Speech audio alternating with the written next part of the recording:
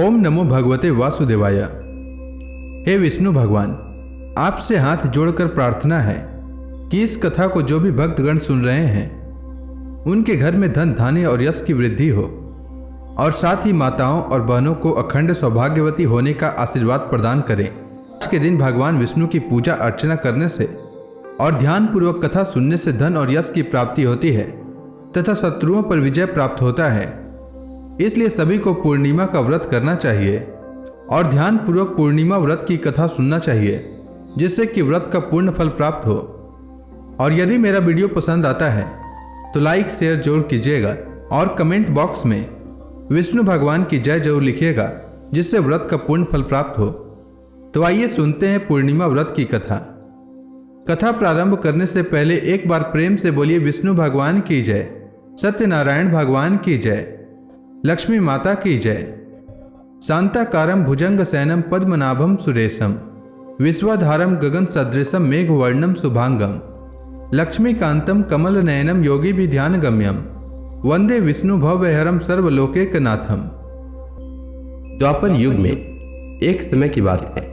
यशोदा जी ने भगवान श्री कृष्ण से कहा, हे कृष्ण, तुम सारे संसार के उत्पन्न करता, पोषक तथा उसके संहार करता हो। आज कोई ऐसा व्रत मुझसे कहो जिसके करने से मृत्यु लोक में स्त्रियों को विधवा होने का भय न रहे तथा यह व्रत सभी मनुष्यों की मनोकामनाएं पूर्ण करने वाला हो। श्री कृष्ण भगवान ने कहा, हे माता, तुमने अति सुंदर प्रश्न किया है। मैं तुमसे ऐसे ही व्रत को सविस्तार कहता हूँ। सौभाग्य की प्राप्ति के लिए स्त्रियों को 32 पूर्णमासियों का व्रत करना चाहिए। इस व्रत को करने से स्त्रियों को सौभाग्य संपत्ति मिलती है। यह व्रत अचल सौभाग्य देने वाला एवं भगवान शिव के प्रति मनुष्य मात्र की भक्ति को बढ़ाने वाला है। यशोदा मैया ने कहा, हे कृष्ण, सर्वप्रथम इस व्रत को मृत्यु लोक में किसने किया था? इसके विषय में विस्तार पूर्वक मुझसे कहो। श्री कृष्ण भगवान ने कहा कि इस भूमंडल पर एक अत्यंत प्रसिद्ध राजा चंद्रहास से पालित अनेक प्रकार के रत्नों से परिपूर्ण कार्तिका नाम की एक नगरी थी। वहां पर धनेश्वर नाम का एक ब्राह्मण था और उसकी स्त्री अति सुशीला रूपवती थी। दोनों ही उस नगरी में बड़े प्रेम के साथ रहते थे। घर में धन धान्य आदि की कोई कमी नहीं थी। उनको एक बड़ा दुख था कि उनके कोई संतान नहीं थी। इस दुख से वह अत्यंत दुखी रहते थे। एक समय एक बड़ा तपस्वी योगी उस नगरी में आया। वह योगी उस ब्राह्मण के घर को छोड़कर अन्य सब घरों से भिक्षा लेकर भोजन किया करता था। रूपवती से वह भिक्षा नहीं लिया करता था। उस योगी ने एक दिन रूपवती से भिक्षा न लेकर किसी अन्य घर से भिक्षा लेकर गंगा किनारे जाकर भिक्षान को प्रेम पूर्वक खा रहा था कि तभी धनेश्वर ने योगी को यह सब कार्य किसी प्रकार से देख लिया। अपनी भिक्षा के अनादर से दुखी होकर धनेश्वर योगी से बोला, महात्मन, आप सब घरों से भिक्षा लेते हैं परंतु मेरे घर की भिक्षा कभी भी नहीं लेते। इसका कारण क्या है? योगी ने कहा कि निसंतान के घर की भीख पतितों के अन्न के तुल्य होती है और जो पतितों का अन्न खाता है वह भी पतित हो जाता है।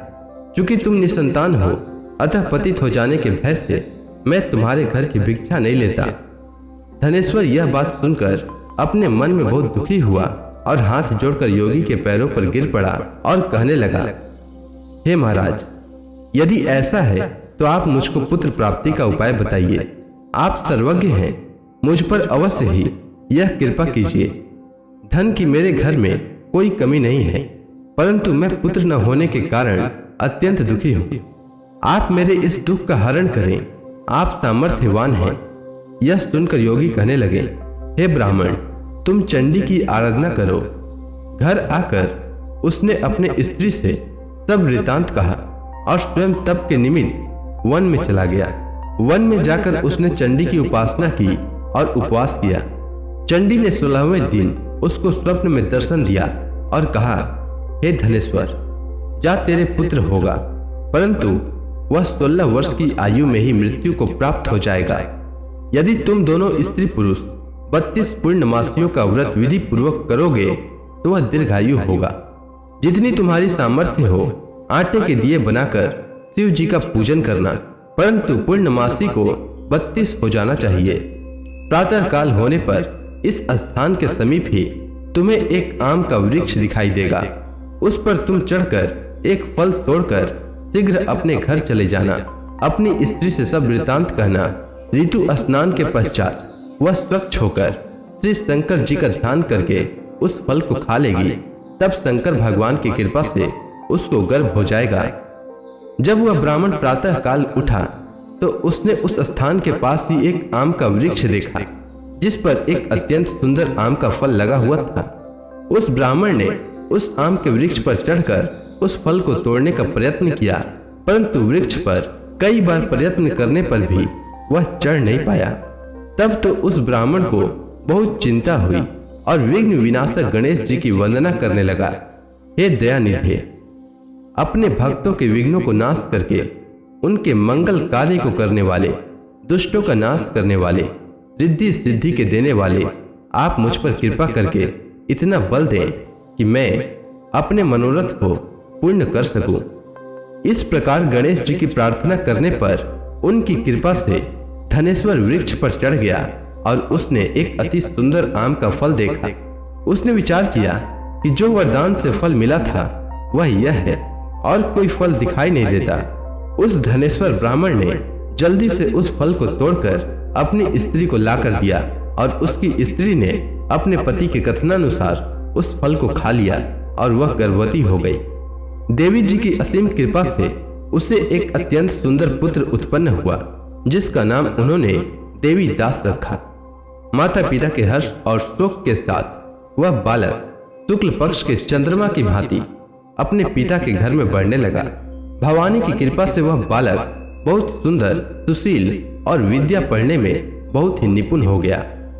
दुर्गा जी की आज्ञानुसार उसकी माता ने 32 पूर्णमासी का व्रत रखना प्रारंभ कर दिया था, जिससे उसका पुत्र बड़ी आयु वाला हो जाए। 16वां वर्ष लगते ही देवी दास के माता पिता को बड़ी चिंता हो गई कि कहीं उनके पुत्र की इस वर्ष मृत्यु न हो जाए। इसीलिए उन्होंने अपने मन में विचार किया कि यदि यह दुर्घटना उनके सामने हो गई तो वे कैसे सहन कर सकेंगे। इसलिए उन्होंने देवी दास के मामा को बुलाया और कहा कि हमारी इच्छा है कि देवी दास 1 वर्ष तक काशी में जाकर विद्या अध्ययन करे और उसको अकेला भी न छोड़ा जाए। इसीलिए साथ में तुम चले जाओ और 1 वर्ष के पश्चात इसको वापस लेकर लौटना। इसके बाद सब प्रबंध करके उसके माता पिता ने काशी जाने के लिए देवी दास को एक घोड़े पर बैठाकर उसके मामा को उसके साथ कर दिया। किंतु यह बात उसके मामा या किसी और से नहीं कही।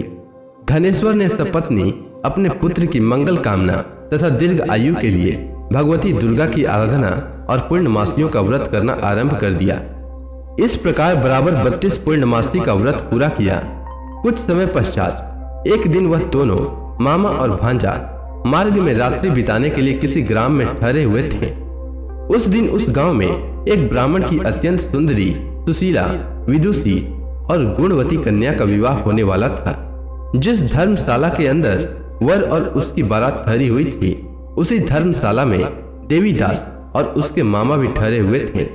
संयोगवश कन्या को तेल आदि चढ़ाकर मंडप आदि का कृत्य किया गया तो लग्न के समय वर को धनुर्वात हो गया। वर के पिता ने अपने कुटुंबियों से परामर्श करके निश्चय किया कि यह देवीदास मेरे पुत्र जैसा ही सुंदर है, मैं इसके साथ ही लग्न करा दूं और बाद में विवाह के अन्य कार्य मेरे लड़के के साथ हो जाएंगे। ऐसा सोचकर देवीदास के मामा से जाकर बोला कि तुम थोड़ी देर के लिए अपने भांजे को हमें दे दो, जिससे विवाह के लग्न का सब कृत्य सुचारू रूप से हो जाए। तब उसका मामा कहने लगा कि जो कुछ भी मधुपर्क आदि कन्यादान के समय वर को मिले वह सब हमें दे दिया जाए, तो मेरा भांजा इस बारात का दूल्हा बन जाएगा। यह बात वर के पिता ने स्वीकार कर लेने पर उसने अपना भांजा वर बनने को भेज दिया और उसके साथ सब विवाह कार्य रात्रि में विधि पूर्वक संपन्न हो गया। पत्नी के साथ वह भोजन न कर सका और अपने मन में सोचने लगा कि न जाने यह कैसी स्त्री होगी। वह एकांत में इसी सोच में गर्म निश्वास छोड़ने लगा तथा उसकी आंखों में आंसू भी आ गए। तब वधू ने पूछा कि क्या बात है, आप इतने उदासीन व दुखी क्यों हो रहे हैं? तब उसने सब बातें जो वर के पिता व उसके मामा में हुई थी उसको बतला दी। तब कन्या कहने लगी, यह ब्रह्म विवाह के विपरीत हो कैसे सकता है? देव, ब्राह्मण और अग्नि के सामने मैंने आपको ही अपना पति बनाया है, इसलिए आप ही मेरे पति हैं। मैं आपकी ही पत्नी रहूंगी, किसी अन्य की कदापि नहीं। तब देवी दास ने कहा, ऐसा मत करिए, क्योंकि मेरी आयु बहुत थोड़ी है। मेरे पश्चात आपकी क्या गति होगी, इन बातों को अच्छी तरह विचार लो। परंतु वह दृढ़ विचार वाली थी। बोली कि जो आपकी गति होगी वही मेरी गति होगी। हे स्वामी, आप उठिए और भोजन करिए, आप निश्चय ही भूखे होंगे। इसके बाद देवी दास और उसकी पत्नी दोनों ने भोजन किया तथा शेष रात्रि वे सोते रहे।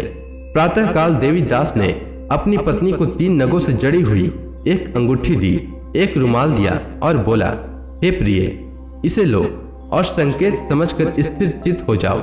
मेरा मरण और जीवन जानने के लिए एक पुष्प वाटिका बना लो, उसमें सुगंधी वाली एक नौ मलिका लगा दो। उसको प्रतिदिन जल से सींचा करो और आनंद के साथ खेलो कूदो तथा उत्सव मनाओ। जिस समय और जिस दिन मेरा प्राण अंत होगा, ये फूल सूख जाएंगे, और जब ये फिर हरे हो जाएं, तो जान लेना कि मैं जीवित हूँ। यह बात निश्चय करके समझ लेना, इसमें कोई संशय नहीं है। यह समझाकर वह चला गया। प्रातःकाल होते ही वहां पर गाजे बाजे बजने लगे, और जिस समय विवाह के कार्य समाप्त करने के लिए वर तथा सब बाराती मंडप में आए, तो कन्या ने वर को भली प्रकार से देखकर अपने पिता से कहा, यह मेरा पति नहीं है। मेरा पति वही है जिसके साथ रात्रि में मेरा पानी ग्रहण हुआ था। इसके साथ मेरा विवाह नहीं हुआ है। यदि यह वही है तो बताए कि मैंने इसको क्या दिया। मधुपर्क और कन्यादान के समय जो मैंने भूषण आदि दिए थे उन्हें दिखाए, तथा रात में मैंने क्या गुप्त बातें कही थी वह सब सुनाए। पिता ने उसके कथनानुसार वर को बुलवाया। कन्या की यह सब बातें सुनकर वह कहने लगा कि मैं कुछ नहीं जानता। इसके पश्चात लज्जित होकर वह अपना मुंह लेकर चला गया, और सारी बारात भी अपमानित होकर वहां से लौट गई। भगवान श्री कृष्ण बोले, हे माता, इस प्रकार देवीदास काशी विद्या अध्ययन के लिए चला गया। जब कुछ समय बीत गया तो काल से प्रेरित होकर एक सर्प रात्रि के समय उसको डसने के लिए वहां पर आया। उस विषधर के प्रभाव से उसके शयन का स्थान चारों ओर से विष की ज्वाला से विषैला हो गया, परंतु व्रतराज के प्रभाव से उसको काटने न पाया, क्योंकि पहले ही उसकी माता ने 32 पूर्णिमा का व्रत कर रखा था। इसके बाद मध्याह्न के समय स्वयं काल वहां पर आया और उसके शरीर से उसके प्राणों को निकालने का प्रयत्न करने लगा, जिससे वह मूर्छित होकर पृथ्वी पर गिर पड़ा। भगवान की कृपा से उसी समय पार्वती जी के साथ श्री शंकर जी वहां पर आ गए। उसको मूर्छित दशा में देखकर पार्वती जी ने भगवान शंकर से प्रार्थना की कि हे महाराज, इस बालक की माता ने पहले 32 पूर्णिमा का व्रत किया था, जिसके प्रभाव से हे भगवान आप इसको प्राण दान दें। भवानी के कहने पर भक्त वत्सल भगवान श्री शिव जी ने उसको प्राण दान दे दिया। इस व्रत के प्रभाव से काल को भी पीछे हटना पड़ा और देवी दास स्वस्थ होकर बैठ गया। उधर उसकी स्त्री उसके काल की प्रतीक्षा किया करती थी। जब उसने देखा कि उस पुष्प वाटिका में पत्र पुष्प कुछ भी नहीं रहे, तो उसको अत्यंत आश्चर्य हुआ, और जब वह वैसे ही हरी भरी हो गई तो वह जान गई कि वह जीवित हो गए। यह देखकर वह बहुत प्रसन्न मन से अपने पिता से कहने लगी कि पिताजी, मेरे पति जीवित हैं, आप उनको ढूंढिए। जब 16वां वर्ष व्यतीत हो गया तो देवी दास भी अपने मामा के साथ काशी से चल दिया। इधर उसके ससुर उसको ढूंढने के लिए अपने घर से जाने वाले ही थे कि वह दोनों मामा भांजा वहां पर आ गए। उसको आया देखकर उसका ससुर बड़ी प्रसन्नता के साथ अपने घर में ले गया।